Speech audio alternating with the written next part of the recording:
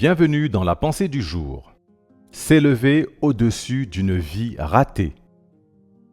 Peu importe à quel point vous avez raté votre vie et peu importe à quel point vous vous êtes trompé de chemin, vous pouvez toujours y arriver si vous le voulez vraiment. Rien ne paralyse votre vie ratée comme la miséricorde de Dieu. Le livre des Lamentations, le chapitre 3, le verset 22 nous dit « Les bontés de l'Éternel ne sont pas épuisées. Ses compassions ne sont pas à leur terme. » Il est établi que les êtres humains sont voués à commettre des erreurs à un moment ou à un autre de leur vie. Tant que vous êtes dans la chair, échouer ou faire une erreur peut être inévitable, surtout avant de rencontrer Jésus-Christ.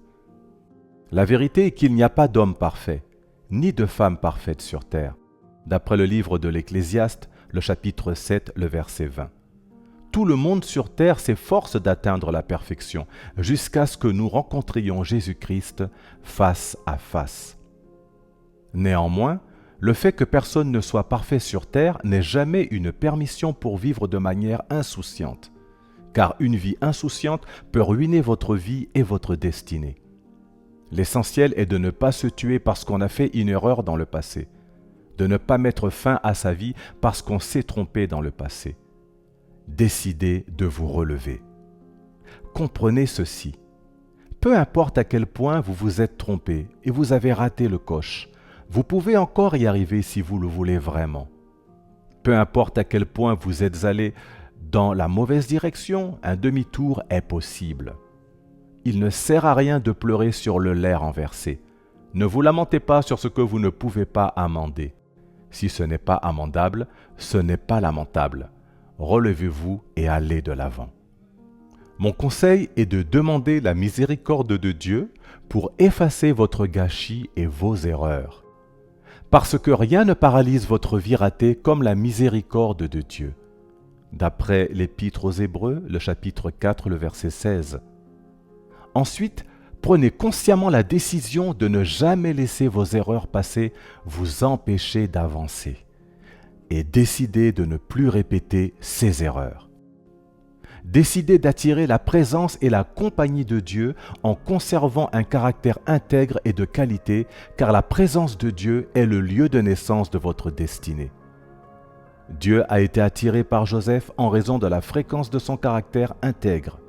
D'après le livre de la Genèse, le chapitre 39, les versets 2 et 21. Le livre des Psaumes, le chapitre 24, les versets 3 à 4 nous dit « Qui pourra monter à la montagne de l'Éternel? Qui s'élèvera jusqu'à son lieu saint? Celui qui a les mains innocentes et le cœur pur, celui qui ne livre pas son âme au mensonge et qui ne jure pas pour tromper. Aucun menteur ne peut tenir compagnie à Dieu.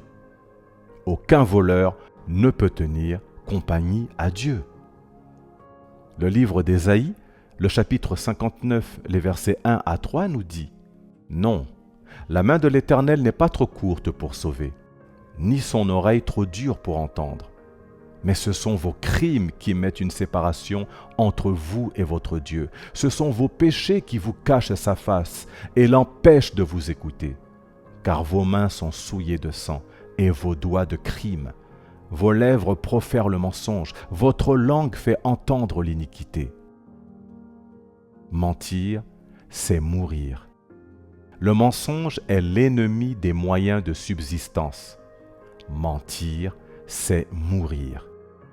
Le livre des Proverbes, le chapitre 19, le verset 9 nous dit « Le faux témoin ne restera pas impuni, et celui qui dit des mensonges périra. » Mentir, c'est faire intentionnellement des déclarations fausses et mensongères sur quelqu'un ou quelque chose. Un menteur est une personne qui dit ce qui n'est pas vrai. L'épidémie du mensonge est l'une des épidémies qui s'est abattue sur cette génération. Dans notre société actuelle, on voit des gens qui mentent comme ils respirent.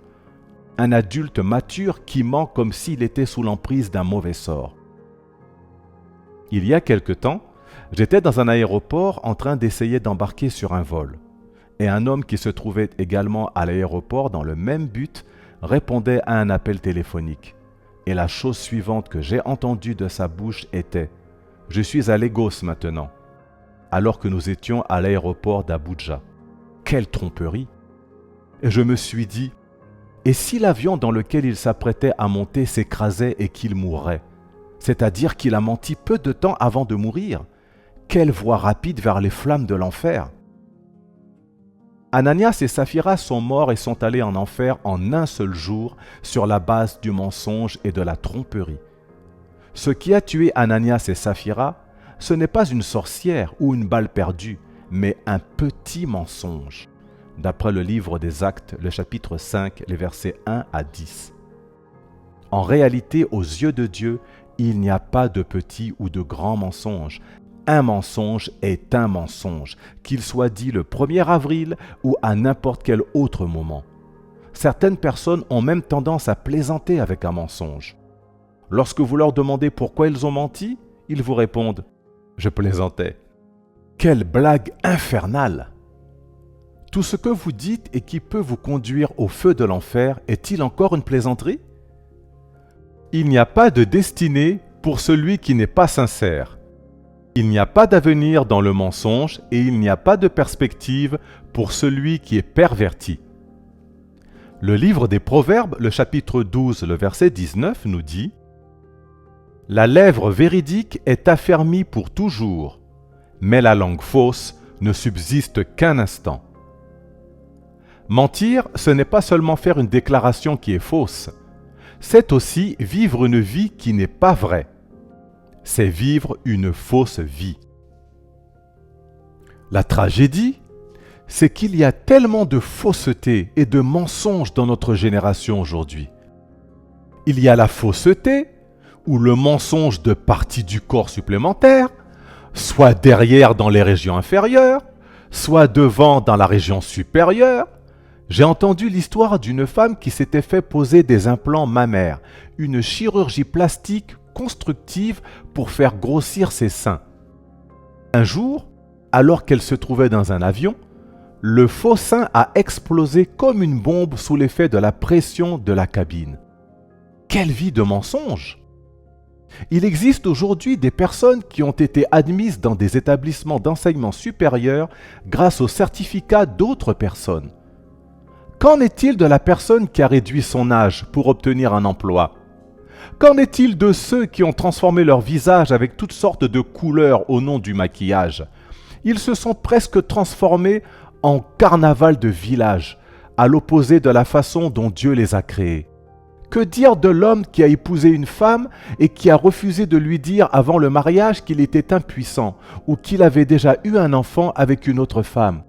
Qu'en est-il de la femme qui a perdu ses trompes de Fallope à la suite de grossesses extra-utérines d'origine pécheresse et qui a refusé de le dire à son conjoint avant leur mariage? Pourtant, depuis 10 ans, ils se donnent la main pour prier Dieu d'intervenir.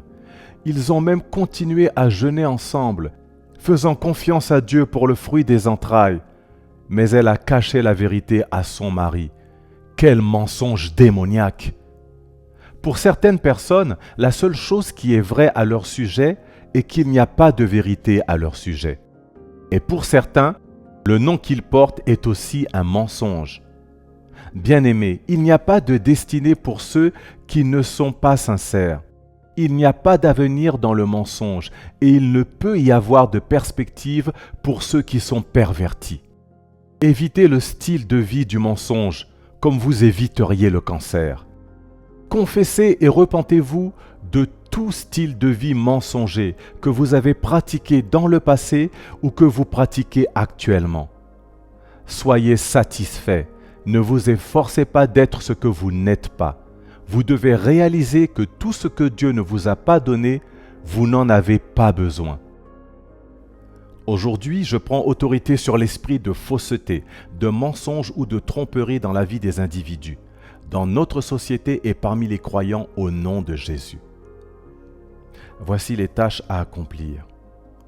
Confessez et repentez-vous maintenant si vous avez raconté un mensonge pour plaisanter, pour obtenir une faveur, pour vous sauver ou pour impliquer quelqu'un et vous disculper. Relisez le récit d'Ananias et Saphira dans le livre des Actes, le chapitre 5, les versets 1 à 11. Décidez de dire la vérité et de la défendre dans toutes les situations. Si vous êtes de nature loquace, réduisez consciemment la fréquence de vos conversations et demandez l'aide de l'Esprit pour être sobre. Prions ensemble. Seigneur, je confesse et je me repens de tous les mensonges que j'ai dits dans le passé, consciemment ou inconsciemment. Je reçois la grâce de dire et de défendre la vérité en tout temps, Seigneur. Je reçois ta miséricorde et ton pardon pour toutes mes erreurs passées. Mes erreurs passées ne peuvent plus me retenir au sol. Je me lève par la miséricorde de Dieu pour prendre ma place dans la vie et dans ma destinée, Seigneur, au nom de Jésus. Je te demande pardon de vivre une vie fausse d'une manière ou d'une autre. Délivre-moi d'un style de vie faux et irréaliste, Seigneur. Aide-moi à être satisfait et à vivre correctement, Seigneur, au nom de Jésus. Que la grâce de vivre dans la vérité et la sincérité vous soit accordée. Je décrète que vous vous élevez au-dessus de toutes les situations désagréables de votre vie. Aujourd'hui, c'est un jour nouveau pour vous au nom de Jésus-Christ de Nazareth. Tant que vous n'êtes pas né de nouveau, la présence permanente de Dieu ne sera jamais avec vous. Vous devez naître de nouveau pour jouir d'une victoire continue. Veuillez s'il vous plaît répéter cette prière après moi. Seigneur Jésus, viens dans ma vie.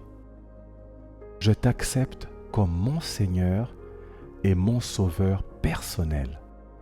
Je crois dans mon cœur que tu es mort et que tu es ressuscité des morts pour me sauver. Merci Seigneur de m'avoir sauvé. Au nom de Jésus-Christ. Amen. Et voici notre citation d'aujourd'hui. Si vos paroles ne sont pas cohérentes, votre vie ne le sera pas non plus. La vérité est un carburant pour la croissance dans la vie.